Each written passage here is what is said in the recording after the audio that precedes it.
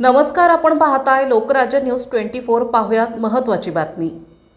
विवाह विषयक संकेतस्थळावरील ओळखीतून एका महिलेस तब्बल 59,37,000 फसवले असून या प्रकरणी चोरट्यांविरुद्ध चंदननगर पोलिसांनी गुन्हा दाखल केलाय।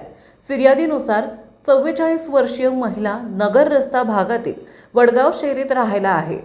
महिलेने एका विवाह विषयक संकेतस्थळावर नोव्हेंबर 2024 मध्ये नाव नोंदणी केली होती।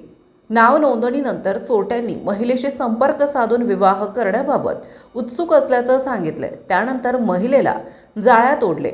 वेगवेगळी कारणे देऊन चोरट्यांनी महिलेकडे पैसे मागण्यास सुरुवात केली।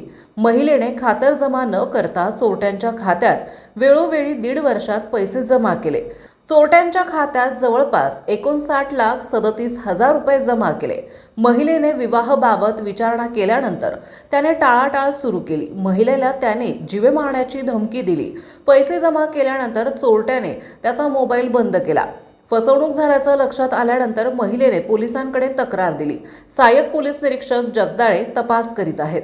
विवाहाच्या आमिषाने फसवणूक करण्याचे प्रकार वाढले आहेत। विवाह विषयक संकेतस्थळावर नाव नोंदणी करताना महिलांनी संबंधित संकेतस्थळाबाबतची माहिती घ्यावी।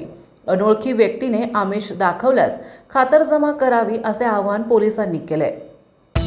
महाराष्ट्रातील महत्त्वाच्या आणि ताज्या बातम्या पाहण्यासाठी आजच आमच्या लोकराज्य न्यूज 24 न्यूज चॅनलला YouTube वर सबस्क्राइब करा आणि बेल आयकॉन प्रेस करा।